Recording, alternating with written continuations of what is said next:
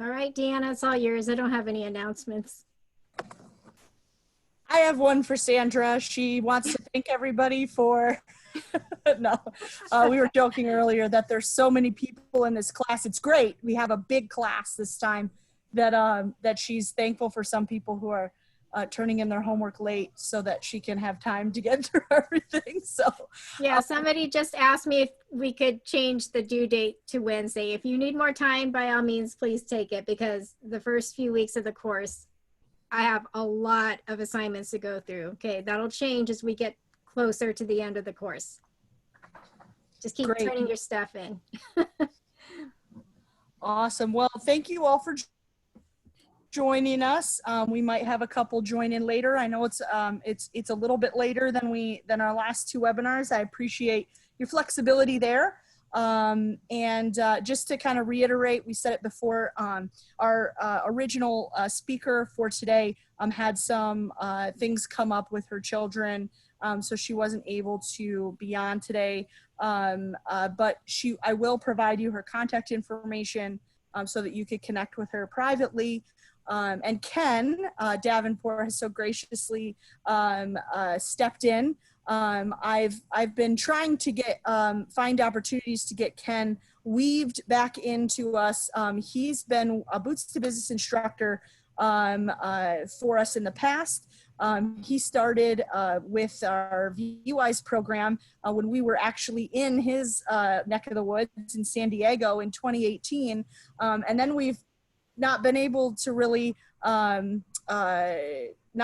not really had a lot going on that we could involve him in, and I'm really thankful that we were able to have him in a webinar yesterday to talk about, you know, the importance of HR and pivoting in a new program called Rise, about pivoting your business, and we'll talk about that near the end of the course. And with all that being said, I could go on and on, but Ken is an entrepreneur. He's a serial entrepreneur.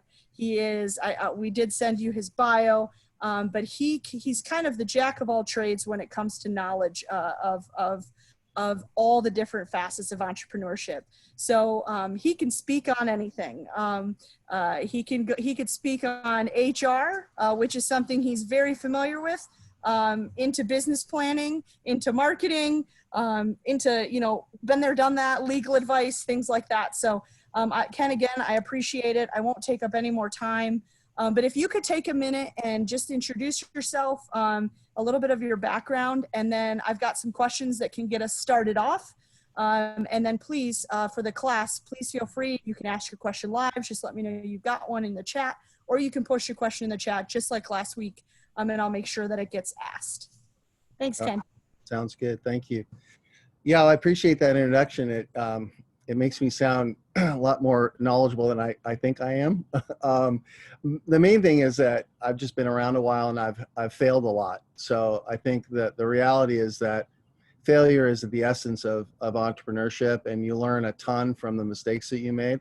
And if you're around long enough and you kind of stick it out, you fail enough to really have a whole bunch of stuff in your sort of toolkit that you realize that, oh yeah, I'm not doing that again. Oh, I did that once and that did not turn out good. So I think a lot of it is just sort of that experience of having been roughed up a little bit. You guys will get there at some point, and hopefully it will be gentle, but failure is definitely a part of this whole process. I teach some entrepreneurship classes here in San Diego, and the thing that I try to get people to think about is, just testing your idea, testing your models, not being afraid to get bad news and have people tell you that actually they don't really like what you're doing, and using that as knowledge to pivot and go a different direction. So basically, I started my first company right out of school, and I think I've only worked for someone else one time during the initial dot-com boom and bust back in the late 1990s, 2000s. I worked up in the Bay Area for a consulting firm. Otherwise, I've pretty much done my own thing. 10 years ago, I left the company that I had founded and kind of went off on a little bit of a journey to find some purpose in my life. I'd done a number of startups, and I don't know, I wasn't really feeling Well, okay, so I'll give you the truth of it is that I woke up one day and my wife looked at me and she said, "I think you're having a midlife crisis." And I said, "Well, first of all, I'm not at midlife yet. Of course I was, but I didn't want to. You didn't want to even admit that." And she said, basically, "I don't know that you're really happy doing what you're doing, and I think you need to find maybe a path of purpose in your life and really do something more meaningful." And so took that to heart. Spent a year kind of volunteering at nonprofits and trying to figure out kind of what was important to me. And I started the company that I have now, which is called Mission Edge. We're basically a consulting firm. We work primarily with nonprofits, although increasingly now with what they call social enterprises and for-profits that have purpose-driven missions and business models. And we support them operationally on the back office with accounting and HR and strategy. We have an accelerator that kind of helps startups get up and running. And we worked with, hundreds of organizations over the last 8 or 9 years here. And so that's kind of where I'm at now. I'm not making as much money as I used to, but I feel good about what I'm doing every day and feel like I'm making a difference in the community. And I think that's probably the number one startup lesson that I learned is do something that is meaningful to you, right? If you start something that you don't really care about, it's going to be really hard to persevere through it. But that might be a discussion for a little bit later on tonight. I don't know. Thanks, Ken. We actually have one question already. So kind of before we dive into some of the marketing questions, we've got more of a general entrepreneurship question based on your experience. So Josh Ott, just wave Josh so he can see who you are. He has a question. From your experience as an entrepreneur, what has been a general time frame on your return of investment? Well, that's one of those things where unfortunately there's no hard and fast answer on that. I've had my first company was the least successful, actually. It was in some ways the most memorable for me because I started right out of school. We ran it for 5 years. We went bankrupt. We never really got the return out of it that we were hoping for. In other companies that I started have been much more successful. I don't know that there's any real time frame around it. I think it depends on what you're doing. I'm a big fan of cash flow businesses. I'm not a big fan of trying to build something with an exit already in mind. I know that a lot of entrepreneurs like to think, well, I'm going to build this and I'm going to sell it to Amazon, or I'm going to get into this space because it's real strategic. And I know that, if I can do this, someone will come along and acquire it. There's so many variables that go into that you have no control over. And there's so much competition out there that I think that strategy tends not to work very well. And so I'm a big fan of building something that has cash flow attached to it that, that creates wealth for you as you run it, and not where you're sort of running at a deficit the whole time, raising more money every year to try to build something that someone comes in and buys out. Now, you could get lucky and could get a buyout, but again, I think that as you do those things, your control over the process gets less and less and less. And so I like to control the inputs and outputs. And so I like to focus on, just building a good, solid business that makes money, right? That appeals to your customers, that provides value, that puts money in your pocket, that pays your employees well. And that's kind of where my headspace is now after having lots of options, stock options and equity that ended up being worthless.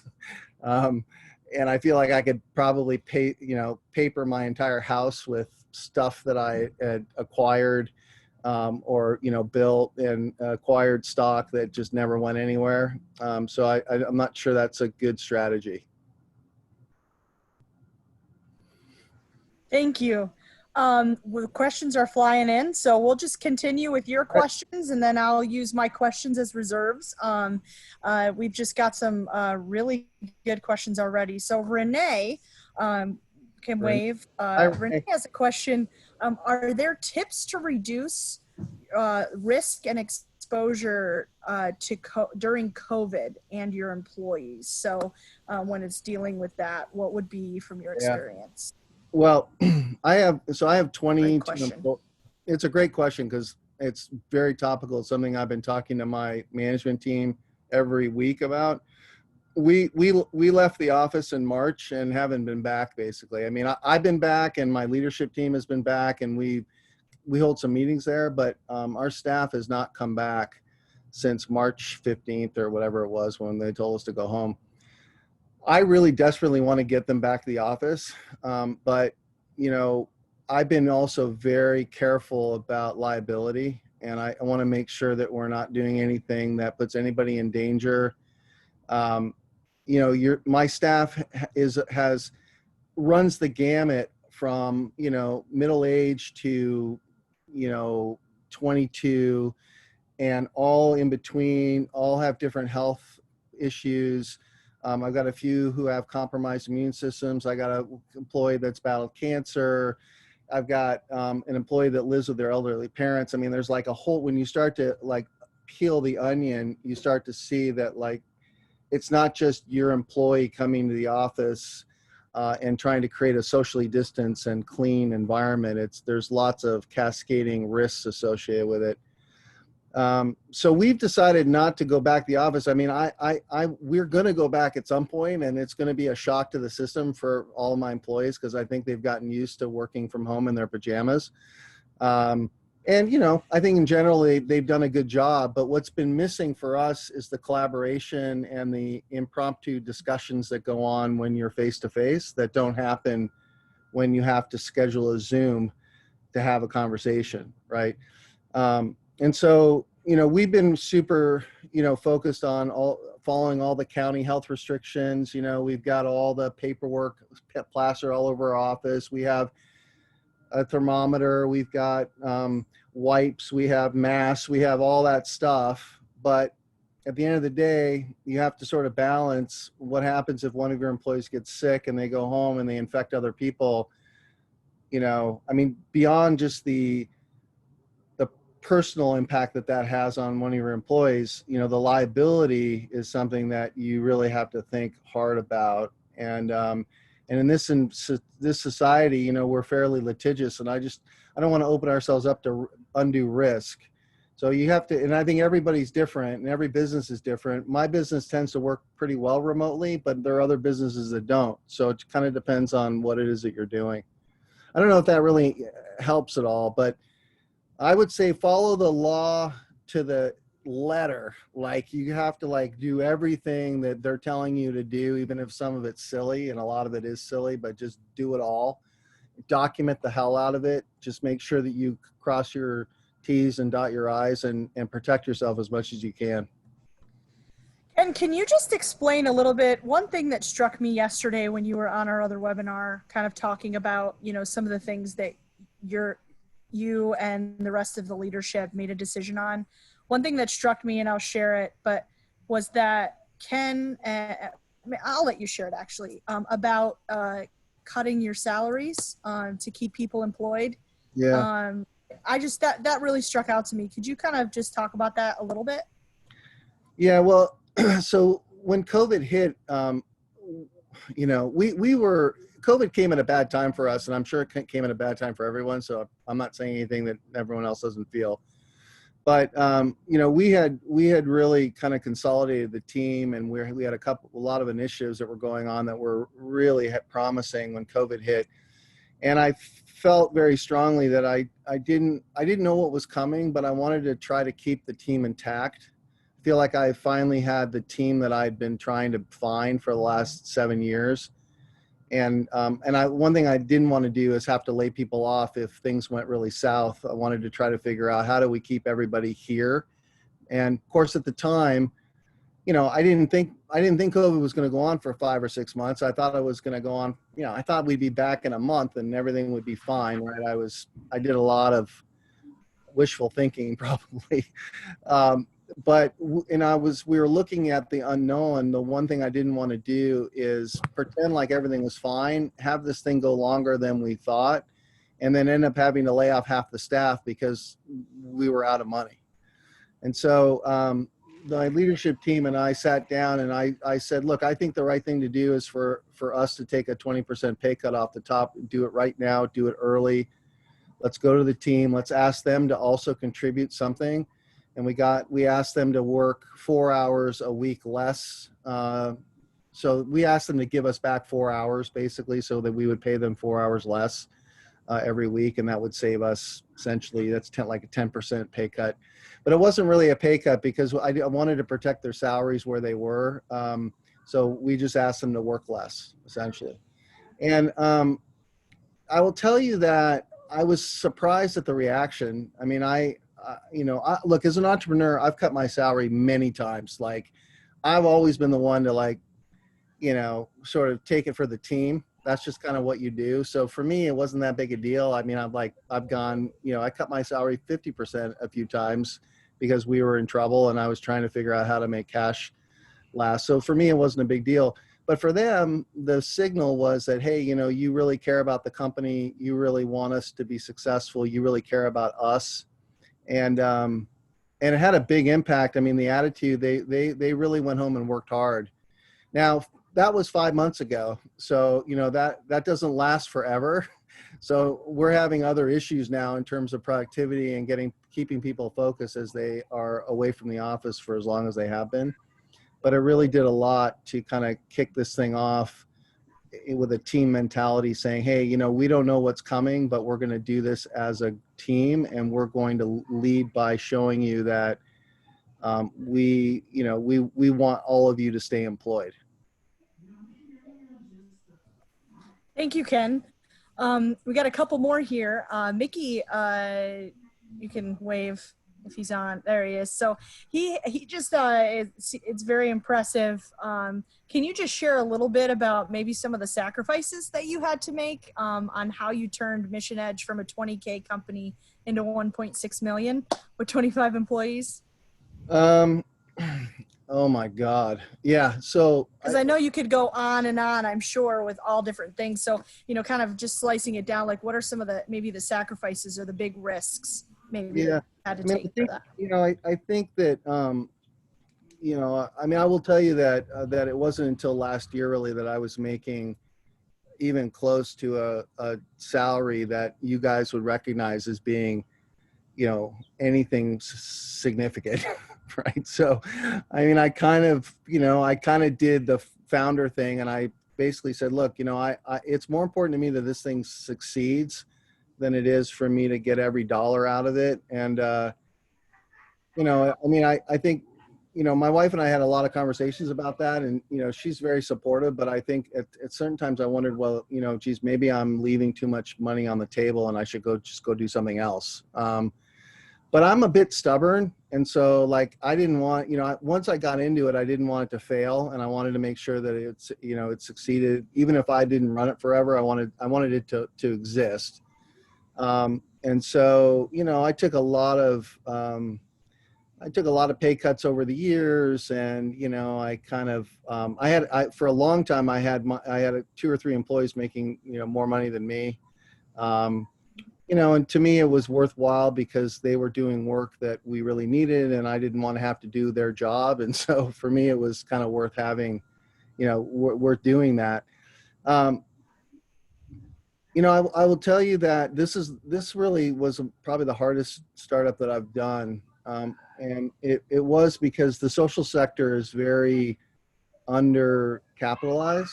And so it's super hard to charge what you really need to charge in order to make, sort of make the numbers work. And so we had to get real creative in terms of how we packaged our services, how we priced, how we marketed to the right folks for us to be able to generate enough revenue that we would be able to continue to grow. And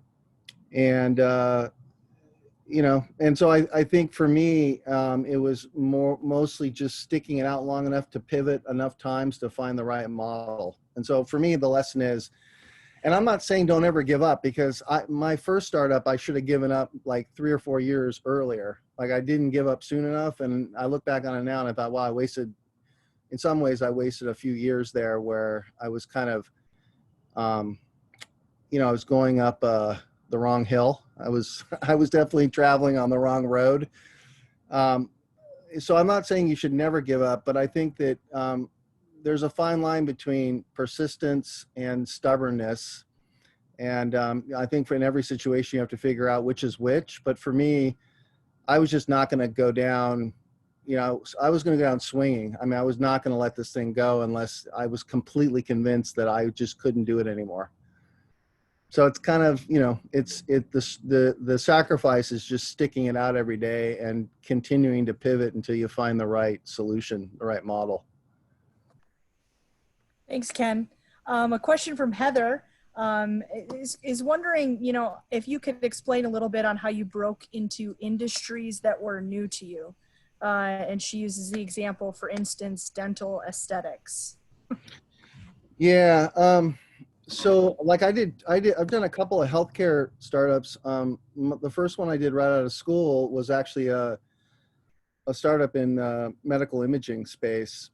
And here's how it all came about. And I'm going to tell you that like, this is the amount of thought that went into it. I wanted to do a startup. I found a piece of technology at a trade show that I thought was really cool and maybe could be utilized for healthcare. I had a friend from college whose father was a radiologist, and he went home one day and showed it to his dad, and his dad said, "Oh, well, you could use this to store MRI and CAT scan images. That would be awesome."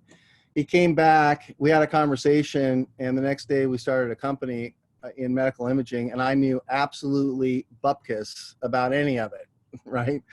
And so, we sort of built it from scratch. We immersed ourselves in the technology and in the industry. But I will tell you that, I probably, if I known more about the sector, I might have made fewer mistakes. And I look at it now and I realize that a lot of the mistakes we made in that first startup that went bankrupt was not thinking that we had the answers to very complicated questions and just not knowing enough about it to know that we had only peeled the top layers.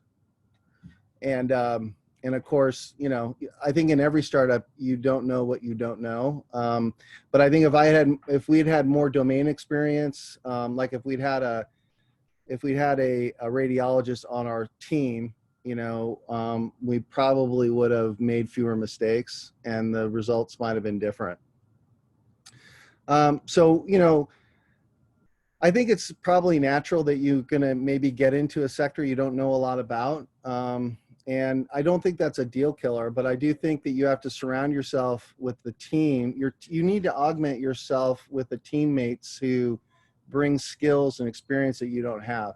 So if you are going into a sector you know nothing about, it's really important that your co-founder, have different experience that you have, and maybe has a domain experience or technical experience that augments you and allows you to look at things through multiple lenses so you don't get groupthink. Because one of the things that my co-founder and I we had serious groupthink going on. Like we would hear just enough news that was good news, or just enough information that was good news, and then we'd stop looking. It's like, okay, this is going to be great because this person said this about it. And we were so in love with ourselves and our idea that we weren't really interested in hearing anything else that anybody else had to say. And so I think that augmenting your team, I think, with other skills will help you if you get into industries that you just don't know a lot about. Thanks, Ken. Was that groupthink? Is that what you said? That's an interesting term. I like that. I like that term. That happens to us on our team all the time, just with our programs that we're running. Yeah. The other thing I will say is it's really helpful. Maybe just to find an advisor if it's not someone on your team, but you need a naysayer. You need a devil's advocate. It's really important that you have somebody who will poke holes in what you're doing. If you only have cheerleaders, you're going to get a lot of affirmation, but you may not get a lot of truth. And And I would really encourage you to be open to people saying, you know, this is shitty, you know, or, you know, this is never going to work and here's why. And like, don't avoid that, because they may be wrong, but there's always a grain of truth in what they say. And if you're really open to it, you'll probably hit success more quickly than if you avoid it. Thank you. So I'm going to throw it to Chris. Chris wants to ask a question live. Go ahead, Chris. Hi, yes. I have a social enterprise. I know some other people do as well. Mine is to help veterans. And there are other people in that space. And I noticed that they are able to get sizable grants from private companies. And I'm curious, like, where exactly I need to look. How would I even get started?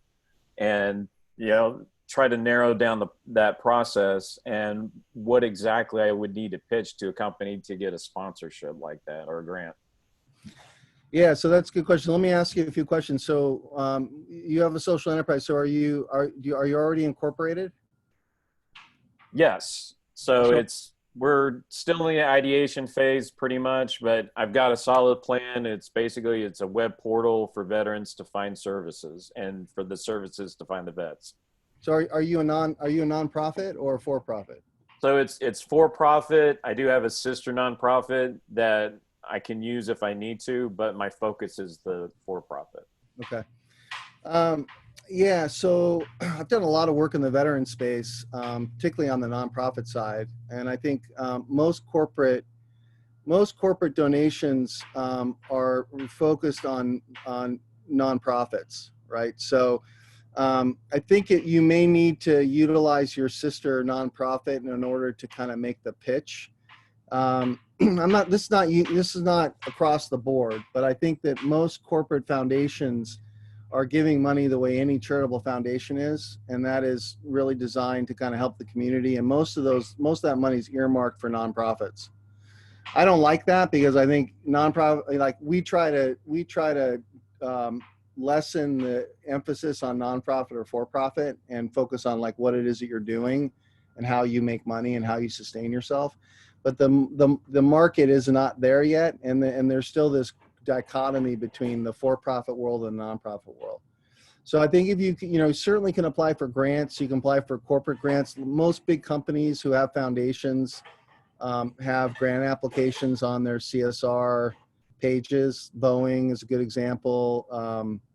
We do a lot of work with Qualcomm here in San Diego. They have a corporate foundation, and they'll certainly look at what you're doing, but probably going to have to do it through a nonprofit arm, unless it's a business partnership and you're actually partnering on technology or something that is related to your business and their business. That could be more of a corporate investment. But generally they're charitable dollars that require a tax deduction.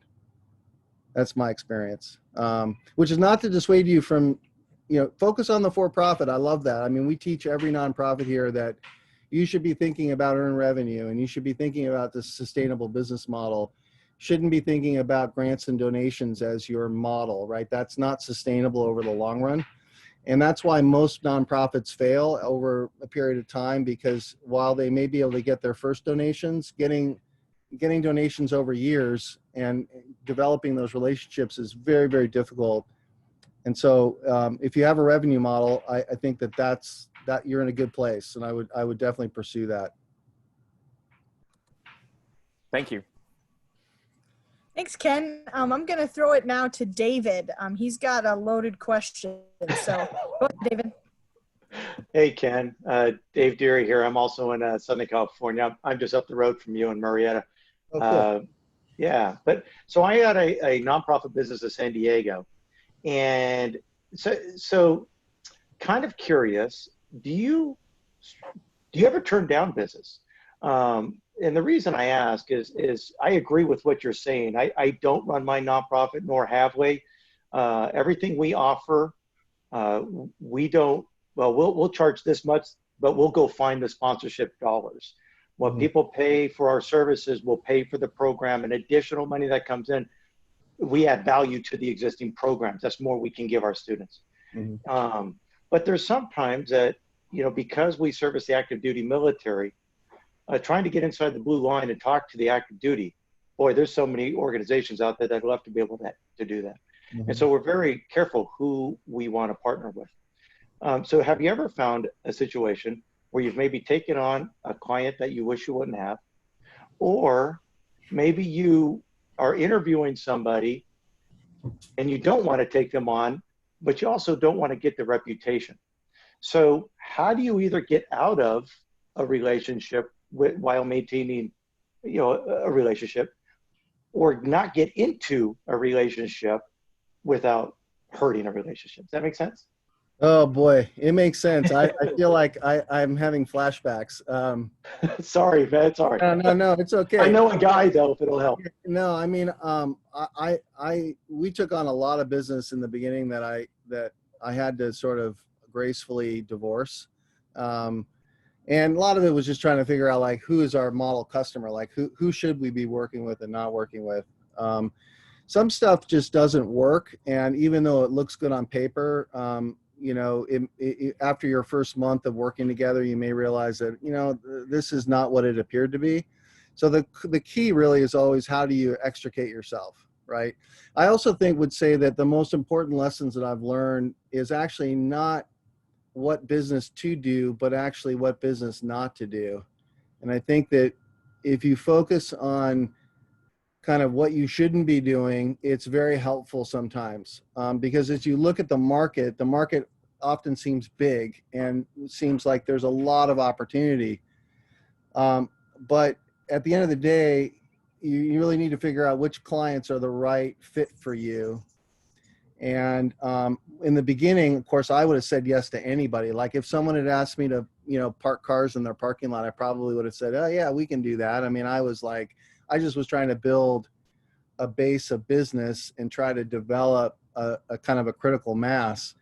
But I quickly found that there were just profiles of clients that just weren't good for us. They needed help, but they didn't want to pay for it. They needed help, but they didn't really value necessarily what we were doing. We had clients who got subsidized by funders for us to work with them. And we realized that if they didn't have any skin in the game, they weren't really all that interested. Like they talked a good game, but they wouldn't show up to meetings, or we just couldn't get them to really focus. And so I started realizing that it's part of it's their ability to pay, but part of it also is just their attitude and how much do they want to help themselves. And so we kind of started figuring out like there's a profile that really works for us and there's a profile that doesn't. Usually, so then this is kind of the answer to your second question. I've gotten when you work in the social sector, you have to be super careful about, not hurting people's feelings and not seeming like, oh, we can't afford you, so you don't like us and you're not going to work with us. And so you're rejecting us. Right. So and I learned the hard way that people get offended and and that news travels fast. And suddenly we had a reputation that I didn't think we really deserved, but it was all based on that we weren't saying no very carefully or very politely.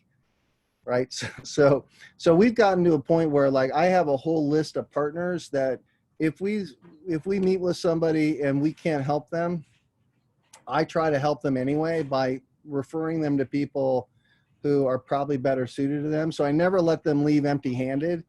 I always let them leave with, well, you really need someone to help you with your audit. And I'm going to refer you to my CPA firm and they're really, really good. And they'll be able to help you since we don't do that. I mean, I've just gotten really good at kind of that referral thing because then they leave and they think, hey, you couldn't help us, but you helped me by making a referral. And it seems like you really care about what we're doing, which I do.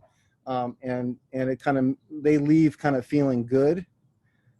Because as you'll find, bad news travels much faster than good news, and you could help 100 different organizations, and have a problems with one, and that one will be the one that you hear about.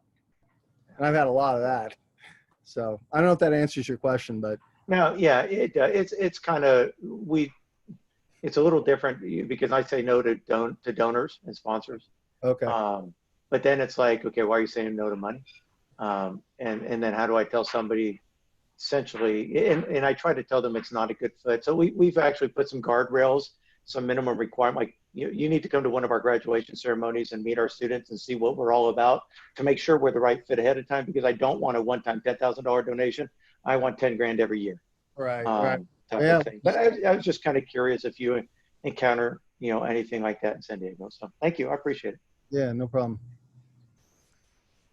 All right, so on to the next one. Jack has a question, and then I have a question after that, because I want to get some marketing questions, but these are amazing questions, and this is great. So Jack has started his business with the intention of supporting nonprofits initially, but he is finding that many of them don't have the budget or do not want to invest the budget to help move the organization to the next step. So he kind of sees what they don't see yet, right? So his question to you is, how do you help them see what they don't want to see? Which really is kind of a marketing question right there. Yeah, I mean, but if you can figure that out, Jack, if you figure that out, you need to call me and like tell me what the answer is, because I'll let you know when I crack that nut. I've been trying to do that actually for the last 7 or 8 years. I mean, that's essentially the biggest challenge that we have, is that, they don't know what they don't know, and they don't want to pay for things that they think are not necessary, even though they are.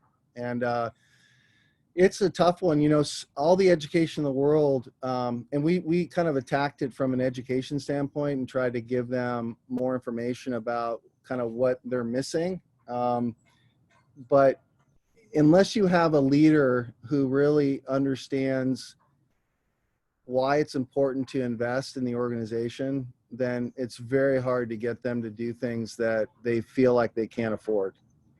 And, I'm still grappling with this issue. I mean, we still try to figure out, like, is there a pricing model that we can do that would be low enough that we'd be able to get them in the door to start helping them, but not so much that they look at it and they say, well, automatically they get sticker shock and they say, no, I mean, there's no way that I'm going to spend that money.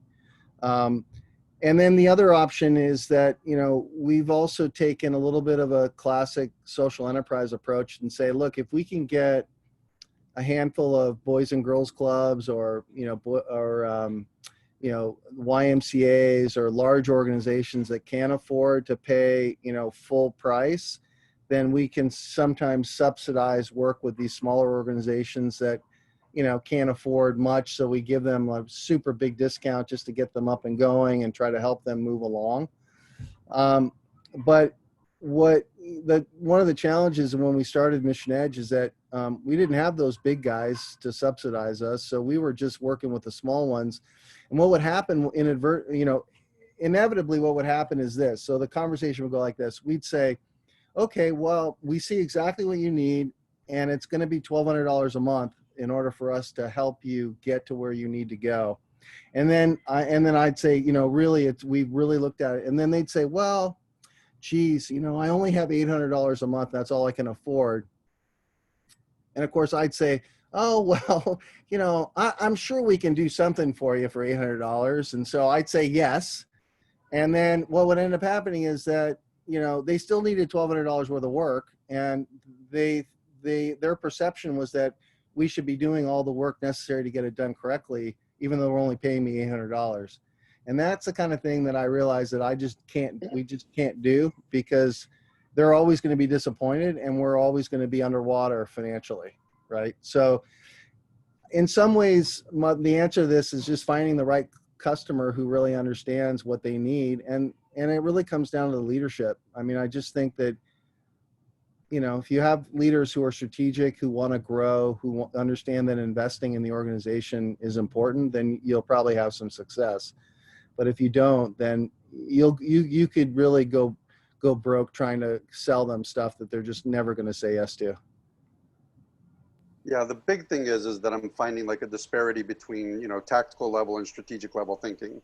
That's what it is. They think particularly in the realm of marketing and public relations, which is what I'm doing, they think tactically, right? So they'll go and happily do a social media post, but there's no cohesion to what they're doing. Yeah. And I think so my experience with nonprofits and marketing is that they think marketing is social media.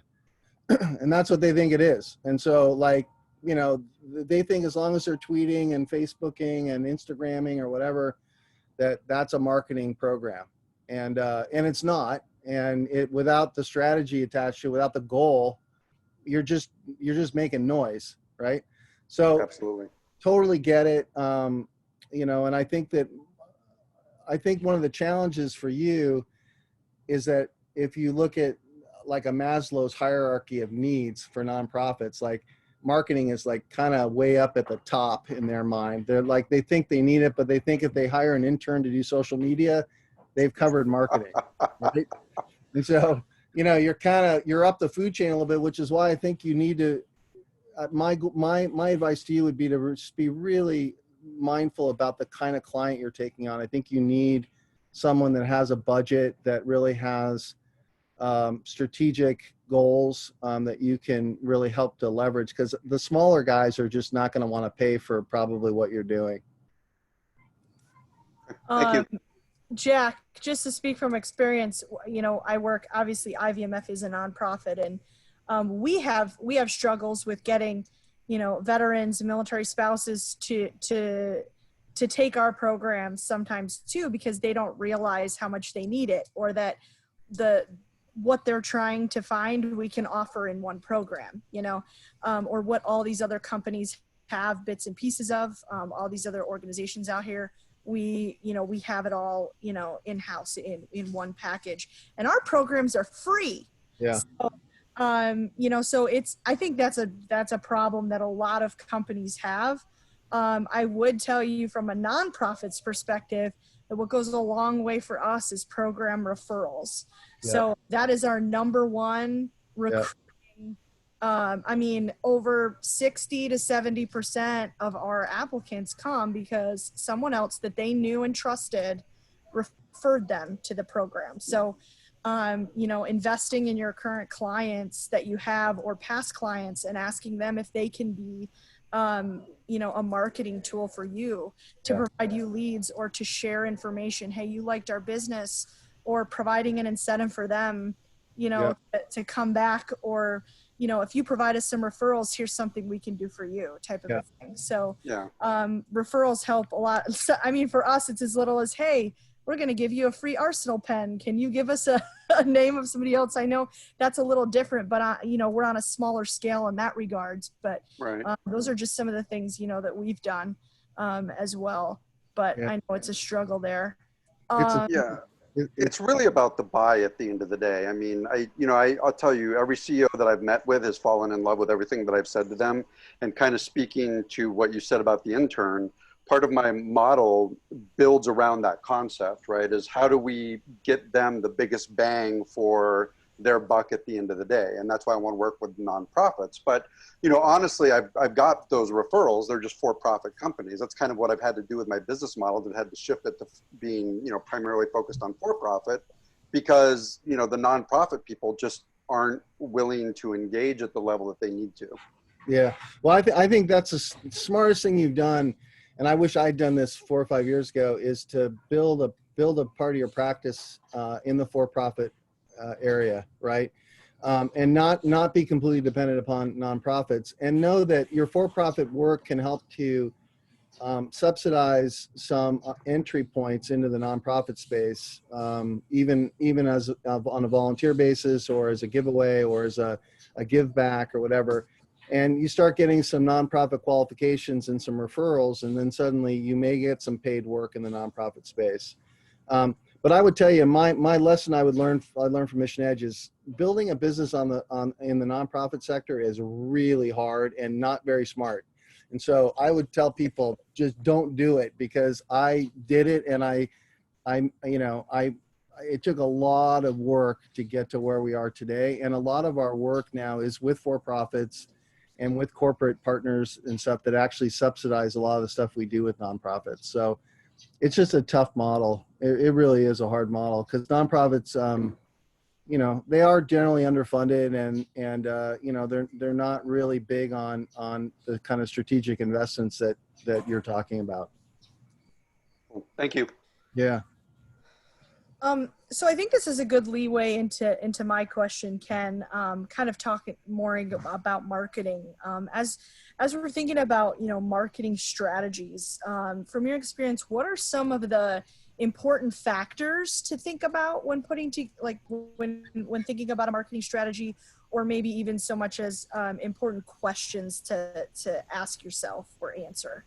Well, I think, I mean, Mission Edge has struggled with marketing for the last 4 or 5 years. So this is a topic that I know something about, because most of the stuff we've done hasn't worked very well. And so I've done a lot of post-morteming, trying to figure out why the strategies that we've used have not worked. And I think that, like anything, it comes down to the customer, right? I think that no marketing program is going to be successful if you don't understand who your target customer is and who you're trying to market to, right? So it all has to work back from what is the customer, what is their persona? You hear kind of classic discussions around customer personas and customer validation. Who is your customer? What do they do? What do they need? Where do they live? Really understanding deeply like the persona of who it is that you're trying to sell to. And if you don't have that, then everything else you do is going to be like a shotgun approach and very tactical. And you're going to hope that something sticks. But until you really know who you're actually selling to, it's really hard to build a strategy. And so I think this is an area where surprisingly people don't often know their customers as well as they think they do. And I think they have a general idea of their customers, but I don't know that most startups that I've worked with don't talk to their customers as much as they should, don't ask enough questions of their market and their customer persona, don't really understand as well as they should why their customers are buying from them or not. Like there's just a certain intransigence to talking to the customer. I just find that just in general. And I admit that I'm at Mission Edge, I'm sometimes like that. Like sometimes I'm not sure I want to talk to the customer because, I'm having a good day and I don't know that I need to, want to necessarily hear what they have to say. But of course, that's just an avoidance. And, I probably should be calling them and finding out because I should want to know what they think, right? But, sometimes you just don't want to ruin that nice afternoon that you're having and you just kind of avoid it. So I would say that strategy is really focused on, understanding your customer. And further, it really depends on whether you're, what kind of company are you and who are you selling to? Are you a B2B or a B2C? Marketing to consumers is different than marketing to businesses. I think one of the things that we found is that the most powerful sales tool that we have are referrals, right? So as a B2B company, like we sell to other businesses, other nonprofits, I'm not sure they're going to call us because they see a blog post or an ad on Facebook or whatever. I just don't think that's the way customers approach what we do.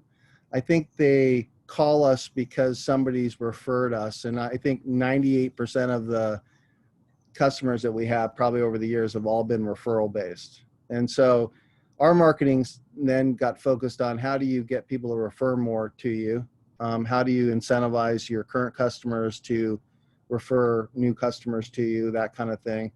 And less about sort of broadcasting a message through social media or through kind of traditional marketing channels, because we did a lot of that and the results just didn't pay for itself. It's like we spent a lot of money and, we were doing a lot of inbound marketing. So we're doing a lot of content marketing. So blog posts and, promoting us as the experts in nonprofit accounting and all this, and then hoping that, we would get inbound queries from that. And it just never materialized. So it kind of depends on what you're doing and who you're selling to. But I think any strategy kind of has to be crystal clear on what your outcomes are that you're kind of driving toward. And then you have to kind of work back from your goals and figure out what are the components that go into that. How do you drive traffic to your website? How do you drive interest in the initiatives that you're doing? And then the tools of social media and content marketing and stuff, those can be really effective, but only if they're in context of like some well-defined objective that you can measure. Because one of the things that we did is after we measured everything and looked at the data, I mean, we just weren't getting any kind of return, and it was really easy to shut it off because it just, felt like a black hole, right? Without that data, I might have thought, well, I don't know, it's better than nothing, and I might have continued doing it. So I don't know if that answers your question or not, but No, it gets us thinking, and I appreciate it. I know it's a struggle, and I know that the group right now is kind of working on through their feasibility analysis on kind of their market and focusing on their market and competitors for their market. And we have a question from Ogwo, excuse me, and he has a question more about the customer, and I slid right through it here. So. Sorry, I'll go 1 second. I lost. Here we go. So what is the best way of knowing the customer? So is it, how do you find out, what your customer needs are? Is it just going out there, finding them and talking to them, or performing a statistical study, using market research from databases that are already out there? Yeah, I mean, again, it depends a little bit on what it is that you're selling, but and who your customers are. But I'm a big fan of meeting and talking to your customers directly. And it may be not you. It may be that it may be other folks who, like focus groups or other folks who can ask the questions without leading the answer. So one of the challenges that I found in going out and talking to customers is that inevitably I'd ask the question in a way that kind of influenced a positive answer, right? Because it's my thing and I'm very attached to it, right? And I'm going to put the most positive spin on it. So it's very hard to be unbiased and dispassionate when you're asking questions if it's your thing, right? So I actually had a couple people go out and do some surveys that they didn't have any stake in what I was doing, and they were able to ask the questions in a much more unbiased, sort of non-leading way, and I got different feedback. I got different results actually than when I had gone out and done it. And so, I think it's very important to just go out and talk to your customers, find out what their pain points are, understand, try to understand what their needs are, in a way that doesn't necessarily, it depends on what stage you're in, but doesn't necessarily lead them down a path where they're gonna tell you that what you're doing is what they need, right? So you don't want it to be sort of self-reinforcing. You want it to be objective data. I've done all sorts of other kinds of stuff, like previous company, I put up some Google AdWords ads that were kind of fake in a way. I mean, like I put up these Google and kind of just wondered who would click on it, just to kind of see like how much demand is out there. So, there's ways of kind of doing some sort of guerrilla market research by using Google and other things. But I think if you know who your target customer is, I think the best thing to do is just to go out and talk to them and interview them, find out what their pain points are, and do enough of it so that your sample size is big enough that you're not kind of it's not self-reinforcing, that you talk to 3 people, they loved what you're doing, so that's your market survey, that's your customer survey, right? Yeah, and so what we do with all the startups I work with here, we have an accelerator where we put startups through a 12-week process. I mean, 3 weeks of it are geared towards coming up with the questions, identifying who your target persona is and your customer, coming up with the questions, going out for a week and just doing interviews, and then coming back and aggregating that data to really understand what it is that you heard. How does that impact what you thought you were going to do? Are you going to pivot to something else based on the feedback? That whole process, is invaluable, and it takes some effort, but it's well worth it. And I will mention one thing that's offered in our traditional EBB program as part of phase 3, which is our post-program support, is really access to market research and different databases that help you, databases that would normally cost you a lot of money to pull that data. But we have partnered with certain organizations to provide those things for free. There are a lot of market research organizations out there that also provide discounted services for veteran-owned and military spouse-owned businesses as well. At the end of this course, we will connect with alumni services.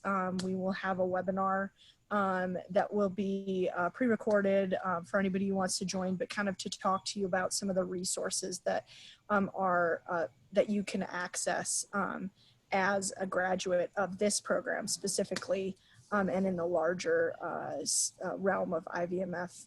But you're going to have pretty much, as long as you have a business, you have support from the IVMF and the resources that we have. So if there's specific needs that aren't talked about during that webinar, you can very easily just connect with the alumni services team, which you'll be introduced to, and can help you out that way as well. Moving on to Chris, he has another question. So go ahead, Chris. Thank you. I wanted to follow up because where I'm at right now is I'm trying to develop the online platform where veterans can find services and where services can find veterans. It sounds like EBV has a little pain point there that I can help solve. So when I'm doing a pitch for something like that, I'm developing a product, what are some things, some tips that you have when I'm pitching a social enterprise to like a private company as far as a grant for something like that?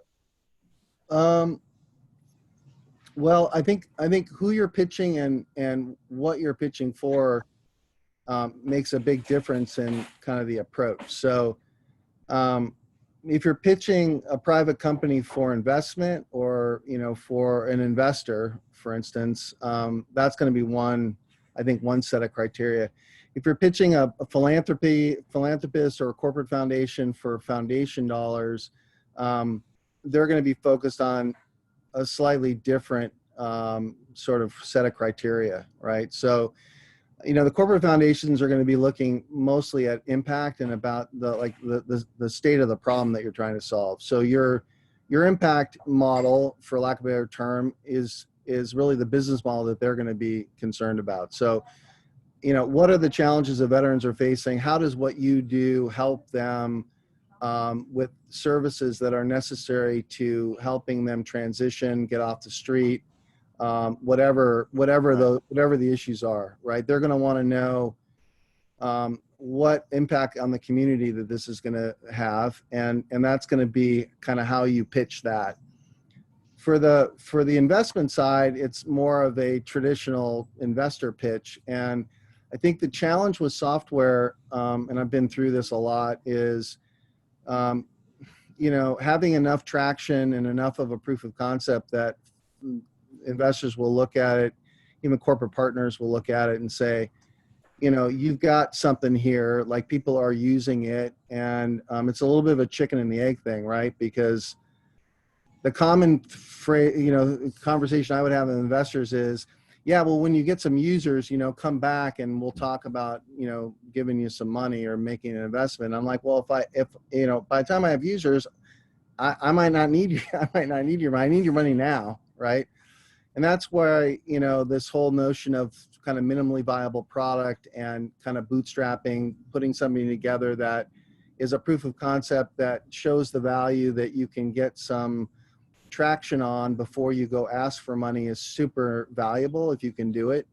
There are certainly ways of getting seed money earlier than that, but the earlier you are, the more risk that's entailed from the investor standpoint, and the harder the pitch is, just kind of as a rule of thumb, right? But if you can find a corporate partner, maybe there's a corporate partner that does software development that is interested in helping this community that you could, partner with, where they could provide you with some resources and some development time, or whatever, and you could get this thing built without having to go to investors. Then that certainly is possible. Great. That's a great idea. I appreciate it. Sure, no problem. I'm happy to help if I can. I mean, you can connect with me after this, and if there's anything I can do to kind of help you put this together, I'd be happy to. Thanks. And Chris, I can also connect you. I'll reach out to him first, as I usually do, but we have a really good instructor for us. His name is Scott Nadzen. He's local here to Syracuse. He is with Ensemble Video, but don't let video fool you. He is a website guru. He builds websites at a lot of our events. He will in a lot of our programs. He does sessions like website critiques, building a website, how to do that properly, how to drive traffic to your website. He does a lot with, he is a website expert. So I don't think he'll have an issue with me connecting you both, but he could also be a very good resource for you as well. So Great. I will make a note of that to connect you tomorrow. Jack, moving on to Jack, he's got another question and talking about when building a business, how much competitive research do you suggest the startup engage in before running forward with their idea? Oh, God, that's another good question. I think that I think you need to do some. I don't think you need to do an endless amount. I think competitive research for me sort of is really more about market validation and idea validation than it is a threat to your business. So I think there's a lot of folks, and we have this conversation a lot around, well, I'm in stealth mode and I don't want to tell anybody what I'm doing because I don't want people to steal it. And I think that with rare exceptions, that's an overblown fear. Like, people are doing what they're doing. It's unlikely they're going to take your idea and build a company around it.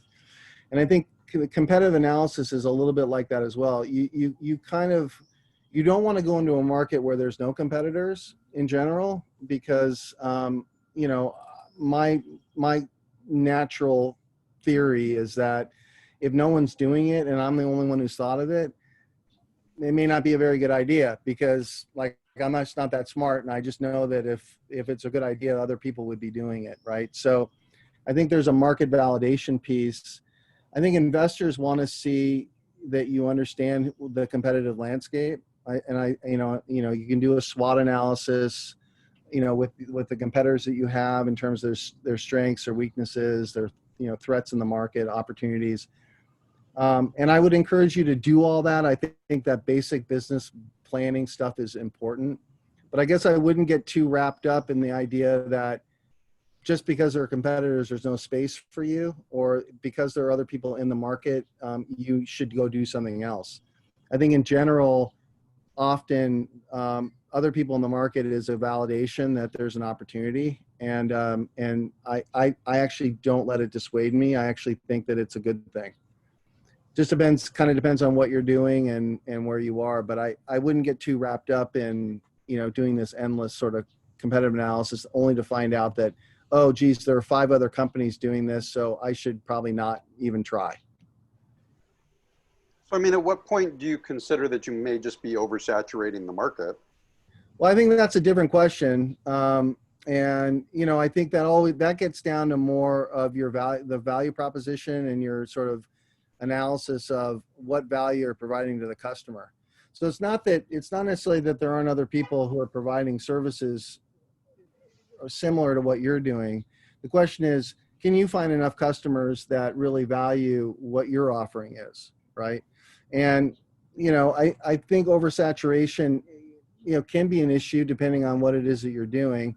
But I think that's really more of an opportunity to sort of pivot and figure out where, there is a gap in the market someplace. So can you figure out where that gap is? That no one is doing everything. And it may be that you don't do maybe what your first idea was because there are 3 other providers in the market and they're already entrenched, but they're not doing this. And this, from your customer interviews, is clearly something that's needed. And there's your niche, right? There's your gap, and that's a gap that you can fill. So I think you need to do it. I guess what I'm saying is don't get dissuaded if it looks like it's saturated, because there's always are gaps to fill, and there's always opportunities inside those competitive analysis where you can fill a need. Cool. Let me Thank you. let me just mention something too, Jack, just because, you know, it sounds like you're kind of really working through some like pinpoints in your business, or trying, you're a lot of businesses, right, especially right now, and not just a lot of them because of COVID, really are having to pivot their business because of, you know, where the market is right now and how to stay sustainable through it. And then they might be able to pivot back to their original business model once, you know, they get their feet under them again and the world goes back to a semi-normal. And some businesses just have to pivot at different times in their business. I mean, I said it a couple of weeks ago, Nokia used to sell rubber galoshes. All right. Like Instagram used to be some form of a dating website, and, you know, look at what it is now. So, I mean, I could go on and on with businesses that have had to pivot. And I know Ken has mentioned pivoting a lot. It's something that you need to get used to as an entrepreneur, and you need to be willing to do if you want to remain sustainable. And not that I want to inundate you with programs, but there is a program that we have created just for pivoting your business, mainly because we've had a lot of businesses connect with us saying they need help and resources on how to pivot their business because specifically of COVID. Yeah. And although that the program will talk about COVID a little bit and, you know, things that have had to happen, pivoting your business is, like I said, is something that, you know, a sole proprietor might have to do, and a company of 1,000 employees might have to do at different times. So this program is actually going to be starting as this program finishes. So not that I want you to, you know, program hop from one to another, but I want to make sure you're getting the right program. So, you know, I would encourage you to take a look at it. I'll put the webpage in the chat. Take a look at that. It talks about the main subjects of what the curriculum is going to cover. It's completely online. Florida State University is one of our consortium schools that runs our EBV program, and they're actually running this first program, but it's really called RISE. It's all about resiliency, innovation, sustainability, and I forget the E off the top of my head right now. But go to the webpage and you'll find out, and I'll write it into the chat. So I just wanted to take a second to mention that, because what they do is they strategically help you figure out and pinpoint the area that you need to pivot in, and then they help you create an action plan. And then you present that action plan at the end of 6 weeks. So it's a pretty awesome curriculum. Like I said, it's a first-time program. We don't know how many times we're going to offer it. We don't know if it's something that's just a need right now for our population and our graduates. It's not just for graduates, but a lot of our graduates have been reaching out. So I just wanted to mention that as some of you who are currently in business and really figuring out, or maybe you're just, you know, so you have to already have an established business. So that is eligibility, is you have to have an established business already. But it doesn't have to be an established business with 18 employees, or it can be a sole proprietor business. So sorry to take up that time. I know we have a couple of minutes left, so but I'll put that in the chat. I can post it in the announcements as well, or you guys can always reach out to me to find more about it. But right now we're accepting applications for it, and it doesn't take a whole lot. Pretty much the application really involves giving us kind of some of your biggest issues that you're having, because what's happens is they're going to take those issues and focus on those in the course, so that they can really deal with your specific issues. With that being said, I do have kind of a final question for you, Ken, as we kind of close up. We've got about 4 minutes left. And if you could really think about, you know, what is one thing that if you could go back and do differently, you would, kind of at an early age in your business, if you can remember that far back, right? Because I know you've done so many companies. So not to make light of that, but really, what is something that you can think of that, if you could go back and do differently, you would? Oh, you're muted. I'm sorry. There we go. Sorry about that. Yeah, it's a great question. And I actually have a pretty straightforward answer. I would have had a mentor. And I would encourage all of you to have a mentor. I never had a mentor in my career. I really, now that I mentor others as much as I do, I realize that, geez, I missed out on a lot of just wisdom and guidance and sort of experience. And I made all my mistakes kind of the hard way. And I never really had a boss who kind of took me under their wing. I never had kind of someone with some experience, who kind of, I could bounce ideas off of, or kind of tell me, don't do this, you're headed in the wrong direction. I just think it's so valuable. And I really encourage all of you to find a mentor who you can really learn from and really has your best interest at heart. And if I could go back and do anything different, I would have found a mentor right out of school and really developed a relationship with someone who I could have relied on and leaned on a little bit and didn't have to sort of figure it all out, just because I'm stubborn and I like running headlong into brick walls apparently, but it would be nice to not have to do that all the time. So that's the main thing. And I think the great news is that there's so many people out who want to mentor veterans and want to help veterans in their transition. And so you shouldn't have any trouble finding a mentor, but really be open to it, because I think it can make a world of difference. Thank you so much, Ken. eMentor, so Chris mentioned American Corporate Partners. They're great. We do a lot of work with them.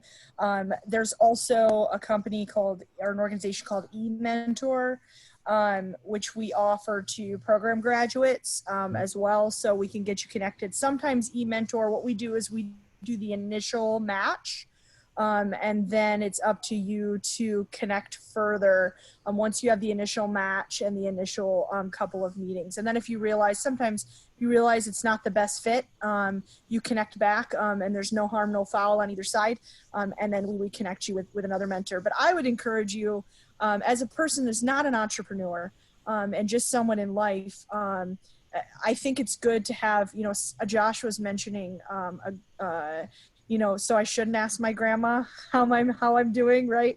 But I think it's good to have both people who are on your side, because sometimes you just do need that encouragement, no matter how bad decisions you're making or how low you can be. I think that it's always good to have people who are on your side in that way, and can encourage you, kind of wrap their arms around you, whether it's physically, mentally, or whatever. But then have someone who is not, like Ken mentioned, who is not emotionally invested in you or your company at all, because they can give you solid advice on what to do, and they don't care about hurting your feelings. And I think that's really important, not only in business, but, in life in general, for your professional development. Yeah.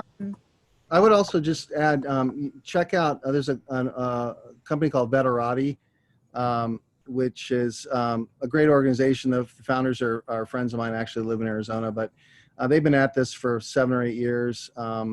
It's veterati.org or com. I can't remember which one, but anyway, it's a great mentor site. It'll hook you up with a mentor in the area that you're interested in. And I've been a mentor on it several times, and it was a very good experience. So check that out as well. There's Sandra. Sandra, thank you for that.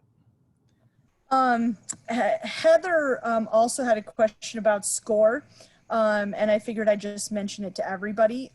So SCORE is also a program where, so it's actually it's a national organization, but they have local chapters. So there might not be one. You can actually go and Google SCORE and find out if there's a local chapter in your area. If you need help with that, just shoot me an email and I can help you navigate how to do that. So Heather, if you want to just shoot me an email to remind me, I can help you navigate how to do that. What SCORE does is it's a bunch of volunteers that are they're businessmen and women in the local area. And they connect and want to mentor other businesses that want to mentor business owners, new or older business owners, and mentor young business men and women to develop them. So it's just a volunteer thing that they do, but it's a national organization. So, and they're very connected in their community. Locally. So it's a really great organization, and I totally blanked on it. So thank you for reminding me about that, since we were talking about mentorships, Heather. With that being said, I don't want to go, I know we pushed the time a little bit, so I don't want to go over any more. I think it's a good time to close. I didn't see any other questions, so I think we got through them all. And I will say thank you so much, Ken, for your time, your knowledge.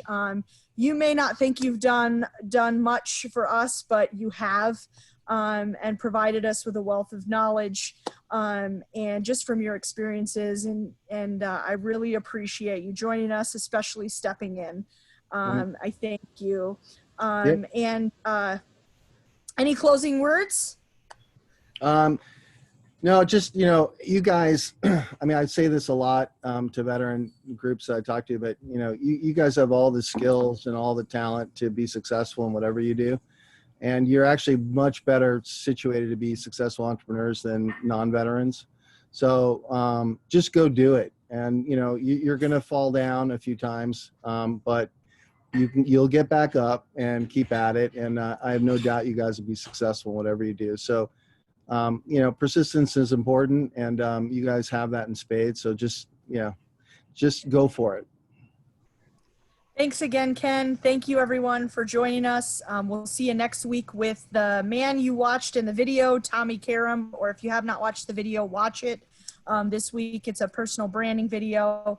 You'll see him live next week, next Wednesday at 7 p.m. He will be joining us. He's very excited. Be ready. Have your cameras on because he likes to see you face to face. So I appreciate y'all staying with us tonight. This will be recorded and posted on Blackboard. Thanks, Sandra, and thank you, everyone else. Thanks, guys. See you. Bye-bye.